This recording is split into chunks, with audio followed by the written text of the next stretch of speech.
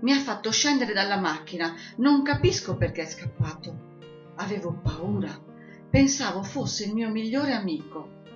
Sono solo. Non so dove andare. Basta con le coccole, basta con i giochi, basta con i sonnellini sul divano. Ora cosa mi accadrà? Spero solo di essere trovato e portato in un rifugio dove, con un po' di fortuna, troverò una famiglia che mi vuole bene, veramente bene. Sarà così, spero. Tu hai abbandonato il tuo amico fedele. Tu hai tenuto legato a catena il compagno di giochi dei tuoi figli.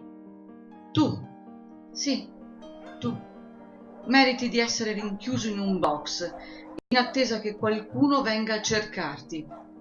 Ma chi ti vorrà mai?